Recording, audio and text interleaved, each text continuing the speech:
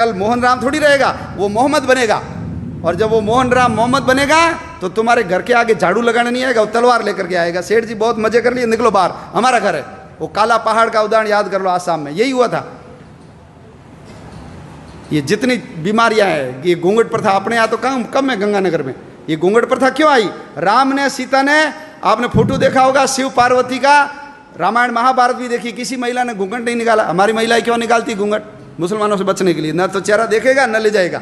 दिन में शादी क्यों हो गई, रात में शादी क्यों हो गई? शादी करोगे तुम्हारी पत्नी 7 दिन हमारे पास रहेगी, फिर तुमको देंगे। हमने कहा चोरी छुपे शादी करो रात को। सारे विवाह दिन की जगह रात में हो गए। दक्षिण भारत में तो दिन में होते हैं, क्योंकि उधर मुगल गए नहीं। हमारी दादी परदादी सब अनपढ़ क्यों हो गई? इसलिए अनपढ़ हो गई क्योंकि बच्चियां स्कूल जाती थी, मुसलमान उठा के ले जाते थे, तो हमने कहा भैया स्कूल जाना नहीं। ये सब हमारी दादी परदादी अनपढ़ हो गई। तो हमारे यहाँ तो कण्णगी, गार्गी, कितने विद्वान, सीता कितनी विद्वान थी। द्रौपदी ने जो सवाल किए उस सवालों का उत्तर भीष्म भी नहीं दे पाया। पढ़ी लिखी थी तब किए ना। ये बाल विवाह, बच्ची को जल्दी शादी कर लो, शादीशुदा बच्ची को मुसलमान कम ले जाते थे। बाल विवाह इनके कारण आ गए।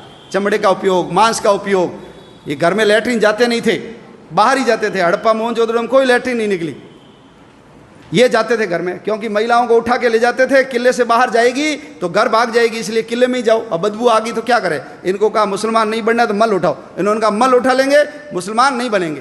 तो ये सब धर्म योद्धा है, हम भूल गए। सुअर भी अपनी रक्षा के लिए पाला। सुअर रहेगा, मुसलमान घर पे नहीं आएगा। सुअर का तिलक लगाएगी लड़की, उसको कोई मुसलमान हाथ नहीं लगाएगा। तो अपनी रक्षा के लिए सुअर आ गया। आज जो सुअर पालते हैं हम उसको अछूत मानते हैं। ये नहीं होते तो 1947 नहीं, उससे पहले ही देश का विभाजन हो जाता। अंबेडकर जी मुसलमान बन जाते तो आप कल्पना कर सकते हो क्या हालत होती हमारी। अंबेडकर जी ने कहा ऐसे किसी धर्म में नहीं जाऊंगा जिसकी जड़ें विदेश से जुड़ी हुई है। इसलिए बौद्ध बने, कोई फर्क नहीं पड़ा। बौद्ध बने तो वही अंबेडकर जी रहे। उनके पिताजी का नाम रामजी अंबेडकर रहा, उनके गुरु का नाम महादेव अंबेडकर, कोई फर्क नहीं पड़ा। तो बौद्ध तो हमारे अवतार है। जैसे सिख परंपरा है, जैसे जैन परंपरा है, ऐसे बौद्ध परंपरा है।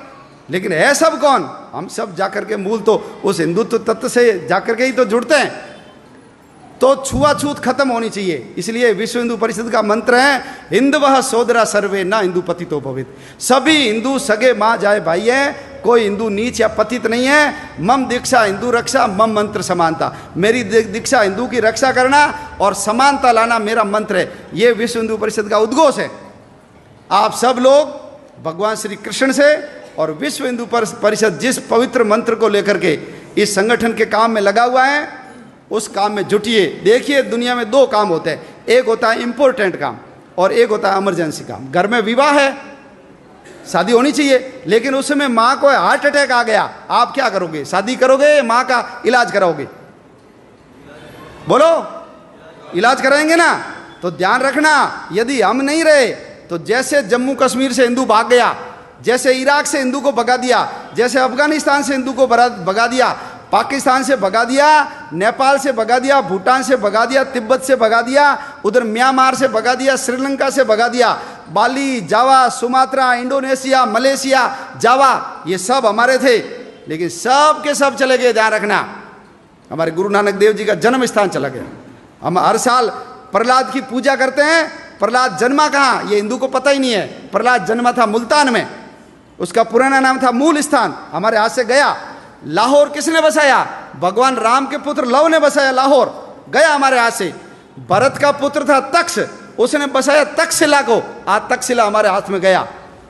भगवान राम, बाबा रामदेव जी की ससुराल अमरकोट बदल करके उसको उमरकोट बना दिया। हमारी हिंगलाज माता का मंदिर चला गया, सिंधु नदी चली गई, तक्षशिला का विश्वविद्यालय चला गया, कटास राज चला गया जहां यक्ष और युधिष्ठिर के संवाद हुए थे, ढाकेश्वरी देवी चली गई, हमारे पशुपतिनाथ का मंदिर चला गया। क्यों? सब लोग, मैं, मेरा परिवार, बस। समाज जाए भाड़ में, दुनिया जाए चूल्हे में, हमको कोई लेना देना नहीं। मेरे घर पे आंच नहीं आनी चाहिए। यदि यही करते रहे तो आने वाले समय में और हमारा समाज छोटा होगा और हमारे देश के टुकड़े होंगे।